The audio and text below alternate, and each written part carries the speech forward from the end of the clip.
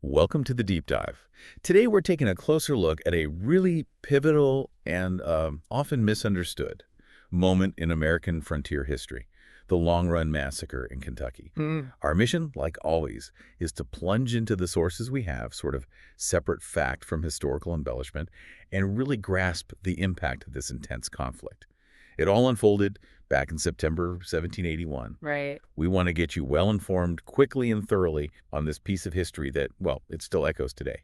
And to really understand it, you've got to picture the scene. Kentucky in 1781, it's the frontier. Wild, dangerous settlements were often pretty isolated. Okay. And the Long Run Massacre, it didn't just happen anywhere. It was at a very specific kind of strategic spot. The intersection of Floyd's Fort Creek with Long Run Creek. Okay. Right along the Falls Trace. Now, for anyone who knows Kentucky, that's in what's now eastern Jefferson County.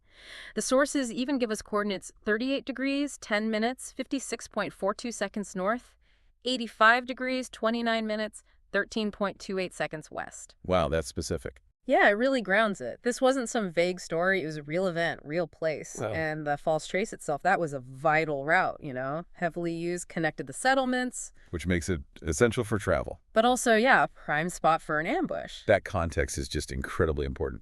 Okay, so the immediate trigger, the catalyst, that came on September 12th, 1781. Settlers at Painted Stone Station. Established by Squire Boone, Daniel Boone's brother. Exactly. They got word their fort was about to be raided. A big war party. Commanded by a Loyalist captain, Alexander McKee. Right. So they face this just incredibly difficult choice. What do you do? So facing this imminent threat, most settlers decided, okay, best bet is to abandon Painted Stone. Head for the better defended stations near Beargrass Creek. Makes sense. Safety in numbers, stronger fortifications. I mean, just imagine making that call, leaving your home. But here's a detail that really kind of underscores the desperation. The injured Squire Boone himself and one other family, they were actually left behind. What does that tell us? I mean, about the desperation or maybe the harsh realities back then. It really highlights the brutal calculus of survival on the frontier. The thinking might have been strategic, maybe not wanting to slow down the main group. Right, a hard choice. But it definitely shows the agonizing decisions families faced. Yeah. Every second counted. And what's even more fascinating here is the element of, well, human decision-making that followed and its consequences.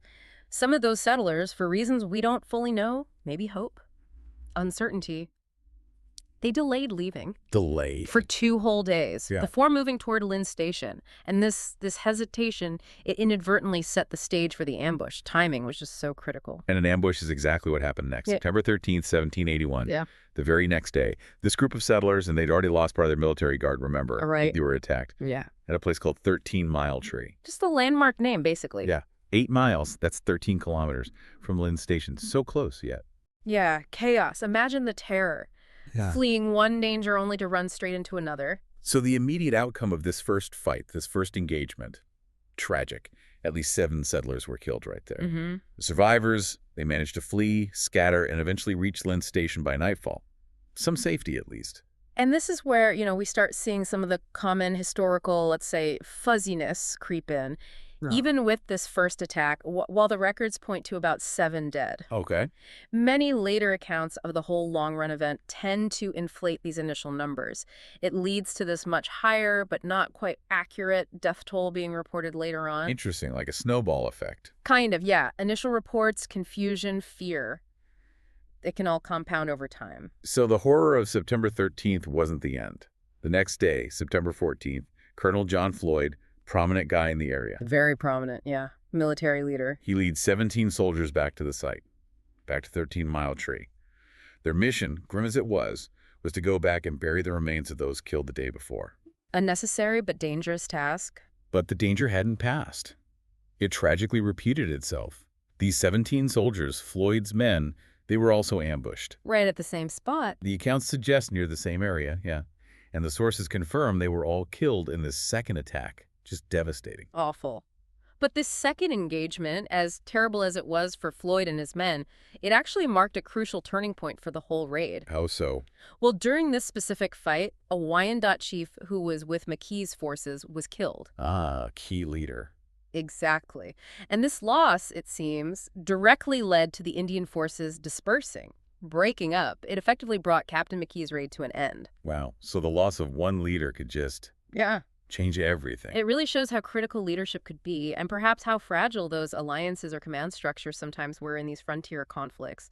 It could absolutely shift the momentum dramatically. That's fascinating. It speaks volumes about the nature of warfare then. But let's talk about something even more striking that came out of digging into the sources. When you look at, say, historical markers today, or even some published reports about Long Run, there's a number of casualties that get cited pretty often, a number many people accept. You're right, and this is one of the most, I think, interesting findings, the huge discrepancy. For decades, you see these markers, read these accounts. They claim at least 60 people were killed. 60. 60, sometimes 60 or more, with only a few escaping. It's a very dramatic number. Paints a picture of utter devastation. It certainly does, a real massacre narrative. Mm-hmm. But our research, the sources we looked at, they tell a different story, don't they? They do. What do the actual documented numbers say? Well, if you piece together the contemporary records, the actual evidence, it's different. Still tragic, absolutely, but different.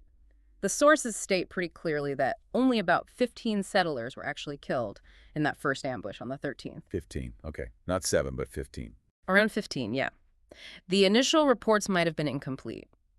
Then, this was followed by 17 soldiers under Colonel John Floyd killed the next day. Right, Floyd's men. So you add those up, 15 plus 17, It's 32. approximately 32 killed in total across the 2 days, which is, a significant difference from 60 or more. 32 versus 60. That's a huge correction. And that's precisely why this kind of deep dive matters, right? Getting the facts straight is crucial. But why do you think that higher number, the 60, became so widely accepted? What does that tell us about how history gets written, especially in times of conflict and fear? That's a fantastic question. I mean, often in the chaos of the frontier, initial reports could be amplified, maybe to rally support, maybe out of sheer terror and confusion. Understandable, I suppose. Yeah, and it speaks to, the human tendency to shape narratives, sometimes unconsciously, to fit an emotional truth maybe, or even a political need at the time. The higher number might have emphasized the brutality, helped galvanize settlers, or maybe it just stemmed from rumors spreading like wildfire. It helps us understand the real scale, the actual risks, and how these stories can shift over generations. Exactly. Getting closer to the documented facts gives us a clearer picture. And bringing this right up to the present day, the Long Run Massacre isn't just some dusty old story. It's absolutely still remembered, commemorated. Annually, there are reenactments held in the Shelbyville, Kentucky area. The Painted Stone Settlers Group does this right near the actual site. That's right. It's a powerful way for people to connect with that local history, to learn from it. It really is. And what's fascinating, too, is thinking about the broader significance. Long Run wasn't just an isolated incident. It ties into the whole story of Kentucky's early history. Things like Fort Nelson, the founding of Louisville. That's all connected. It's all connected. These frontier conflicts, like Long Run, they were fundamental in shaping how the frontier developed. And of course, they shaped the incredibly challenging lives of those early settlers who were risking everything out there. Really puts it in perspective. These weren't just abstract events. They were localized tragedies within a much larger dynamic period of American expansion. Precisely. Okay, so let's quickly recap our deep dive. We've explored the Long Run Massacre, a 2-day tragedy, September 1781. We talked about the tough choices settlers at Painted Stone Station faced, folks led by Squire Boone. Right, the decision to leave. And the ambushes that followed. First the settlers, then Colonel John Floyd's men the next day. And crucially, we've clarified that casualty figure, not the widely cited 60 or more. But closer to approximately 32 deaths based on the available records. A significant but often misremembered detail. Getting that number right really changes how we understand the event's scale. And as you, the listener, think about this, maybe consider this question. How do stories like the Long Run Massacre, with their shifting narratives, their myths, and now, hopefully, some clarified facts, how do they shape our understanding? Our understanding of the broader challenges, the conflicts involved in settling new territories? And what does it tell us about historical memory itself? How easily collective memory can kind of drift away from the documented events? Powerful questions to ponder, definitely. We hope this deep dive has given you a clearer, maybe more nuanced view of a truly pivotal moment in Kentucky's past. And we absolutely encourage you to keep exploring. Maybe look into the Painted Stone Settlers Group or some of the other related events we touched on. There's always more to uncover. Absolutely. Until next time, keep digging. Subscribe for more